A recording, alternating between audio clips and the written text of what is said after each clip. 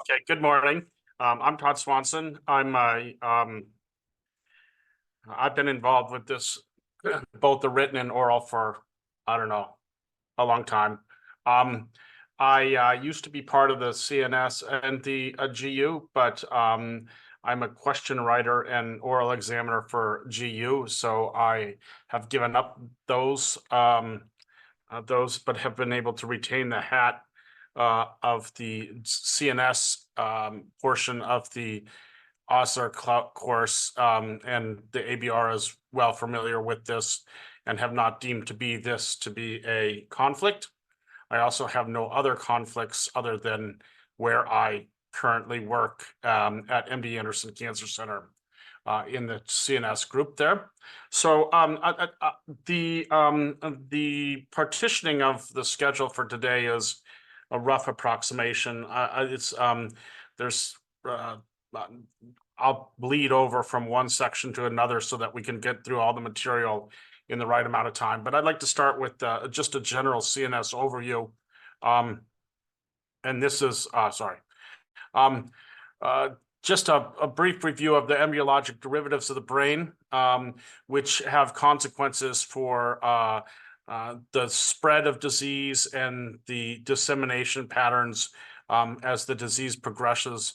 Just remember that there are several portions of the brain during development, and early primordial brain components ultimately differentiate into the brain structures as described here. I'm not, again, this is mainly as a deep foundation for what we'll be going at, and it also has consequences for field design in the setting of the treatment of various options. I also wanted to let you know that because I am an oral examiner, and since it would be very difficult for you to compartmentalize this exam as much as you try, and that of next year, a lot of my lectures are primarily designed as well as a buttress to your studying for next year.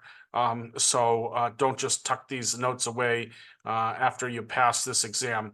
My also impression is of all the exams that you have to take for board certification, this in my mind seems to be the easiest one. So that's that I think that's good news for those people who might be a little bit stressed out from this process here.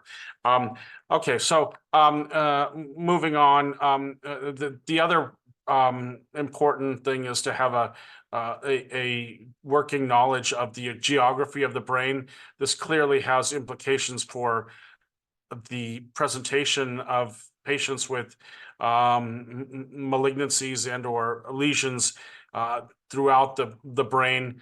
For instance, the precentral gyrus lesions here manifest with motor symptoms, and those in the postcentral gyrus with sensory defects. It is almost eerie to have a patient with disease in the Broca's area where they certainly know what they'd like to say. They just cannot say it. And then people who have sensory defects in Wernicke's area, on sites of receptive aphasia. So again, this has consequences for how the patient may indeed present. Within the somatosensory cortex, as you recall, this is organized as a homunculus with the patient almost shown to be tripping over the central gyrus or the midline, and then the body parts are drawn in proportion to how much of the brain is dedicated to the sensory of these various organs, and this is called again the homunculus. CSF flow is very important, mainly because there are diseases that could obstruct the ventricular system at any one of these portions along the route as well. There are certain tumors, as we will see both here and when you get the pediatric system, that actually use the CSF as a legitimate pathway to spread. So the choroid plexus is where the cells that produce the CSF are, and these are the largest reservoirs for the CSF are the lateral foramen. Then the CSF passes through the foramen of Monroe into the third ventricle, and then through the cerebral aqueducts into the fourth ventricle, and then ultimately out the foramen of Magendie and Luschka into the spinal system. Another important anatomical thing to recognize, and this is a highly testable and most certainly very important in terms of clinical presentation for patients, are the anatomical nerves and vessels and other objects within the cavernous sinus, such as you have to be aware that cranial nerve 3, 6, V1 of 5, and V2 of 5 are all within the lateral wall of the cavernous sinus, and then the abducens nerve runs in there as well. Cranial nerve 6. You have the carotid artery and the pituitary within the sella, and then right above that is the optic chiasm.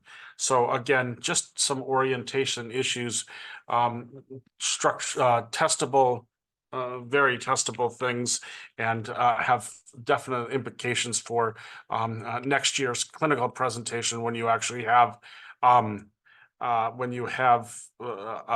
the oral board examinations. This is a little bit more hectic.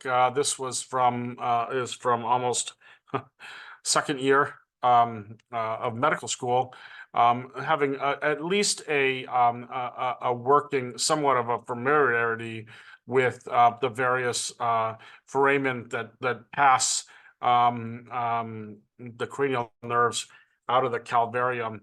I would say that this level of studying is probably beyond what you need to be doing here, other than having an awareness of where these things lie, and how the tumors in the middle cranial fossa may manifest with impingement on some of these exit points for cranial nerves. Genetic syndromes associated with CNS malignancies include NF1, and that is a autosomal dominant defect on chromosome 17q. These patients manifest with peripheral sheath new tumors, Café-Alloy spots, and optic and endocranial neoplasms. NF2 is on chromosome 22. Bilateral acoustic neuromas, gliomas, ependymomas, and meningiomas are often associated in this complex. Von Hippel-Lindau syndrome, chromosome 3, patients have renal cell carcinoma, pheochromocytomas, hemangioblastomas that can appear in the CNS, as well as pancreatic tumors. Tubular sclerosis, there are 2 different genes on that, and they're autosomal dominant. These patients we'll see are associated with subependymal giant cell astrocytoma. And Lee-Fermini is a big one to be aware of. Germline mutations in P53, breast sarcoma, and CNS malignancies. And Turcot syndrome has CNS and Turcot's and Gardner syndrome together have associated with not only tumors of the colorectal system, colorectal location, but also CNS tumors. Imaging is critical in the management and presentation of CNS tumors. T1 imaging, that appears light and fluid appears dark. T1 and the contrast agent gadolinium is a paramagnetic contrast agent and demonstrates breakdown of the blood-brain barrier, and that's why it is able to actually leak out into into the tumor or mass.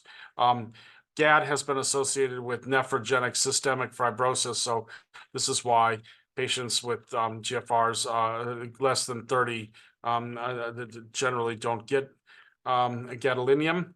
T2 is fat, water, and fluid are bright. Then a special T2 signal sequence known as FLARE for fluid attenuation inverse recovery is actually a specialized T2 flare signal that actually corrects for CSF fluid, and therefore it leaves the edema and infiltrative disease obvious without the background of the CSF. Most important, you'll see throughout is that when patients do go for surgeries, the idea is to get post-op imaging within 48 hours. This helps determine residual disease and allows it not to be confused with hemoglobin breakdown products that might confound your assessment in the post-operative setting. MR spectroscopy is an important tool in CNS imaging. Having an idea of what's being looked at here is important. NAA is a marker of neuronal viability. It's found in high concentration in neurons, and it's reduced by any process that destroys neurons. Creatine is found in metabolically active tissue. It's a molecule that's involved in storage and energy transfer within the metabolic cycles, and it's maintained at a relatively constant level. It's, however, reduced in gliomas and used mostly as a convenient internal standard in MR spectroscopy. Choline is a precursor to acetylcholine, as well as cell membrane components. It's a marker of cellular membrane turnover. And this metabolite is elevated in not only neoplasms, but demyelination and inflammatory conditions. Gliomas demonstrate elevated choline beyond the margins of normal contrast enhancement. This would then again suggest infiltrative disease, which is a hallmark of higher grade gliomas. Lactate is a marker of anaerobic metabolism, and no peak is generally seen in a normal spectra. It is therefore elevated in necrotic areas, higher grade tumors, infections, and inflammatory infiltrates. And looking at single voxel NMR, they can actually home in on these areas and help make some determinations or some predictions as to whether the area represents recurrence or radionecrosis. A recurrence is characterized by increased choline, decreased creatinine, and a elevated choline of creatinine ratio of greater than 2. And radionecrosis has increased lactate and decreased choline and creatinine and N-acetyl NAA. Perfusion-weighted MRI is a very important tool. This estimates tissue microvascular density by measuring relative blood flow, and this is increasingly becoming a way to help differentiate tumor growth from radiation necrosis. Radiation necrosis leads to endothelial damage, which is actually a hallmark of late-term radiation damage in any tissue, and it reduces the capillary perfusion, and therefore you would expect less relative cerebral blood flow in the setting of necrosis, whereas recurrence promotes angiogenesis, microvascular proliferation, and therefore higher levels of relative cerebral blood volume flow. more of a laundry list of CNS dose constraints. This is both from Quantac and earlier studies. Brainstem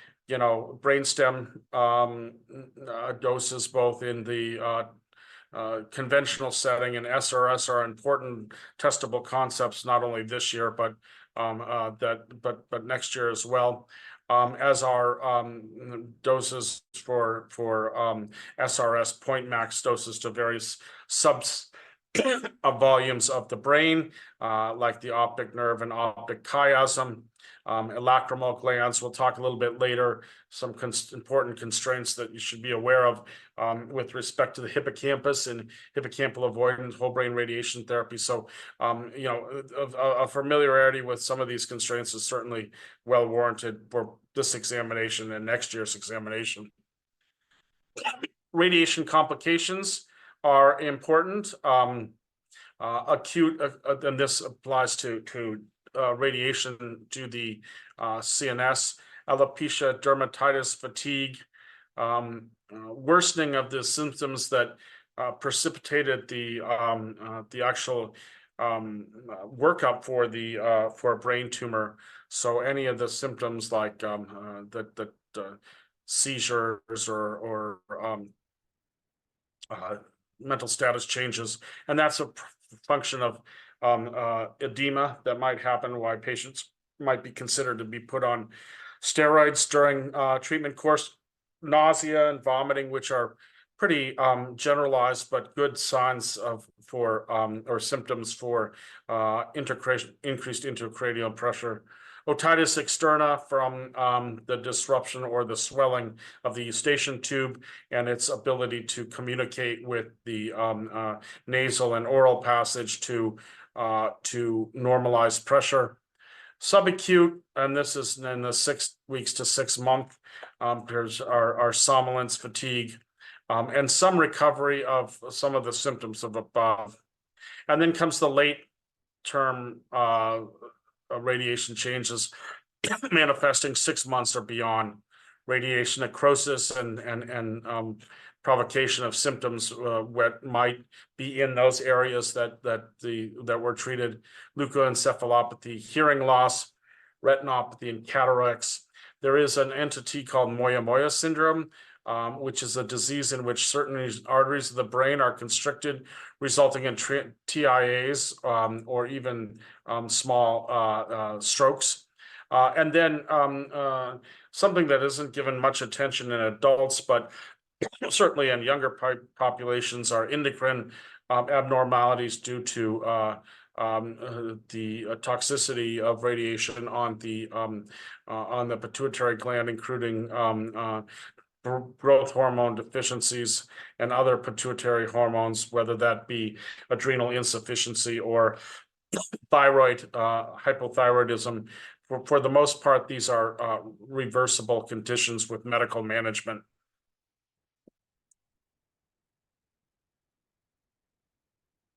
This I included in the background because I think that this comes up often, and this is probably a convenient place to talk about it. And that's proton therapy. Proton therapy is utilized in CNS malignancies, and this here shows the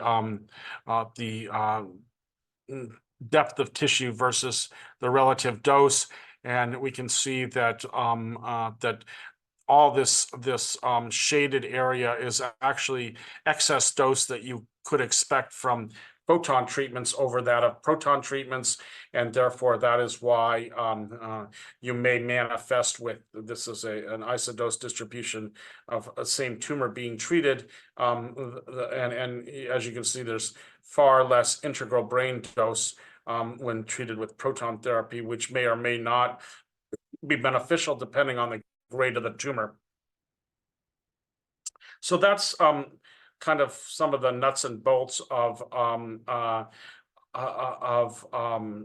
the basic intro material to CNS.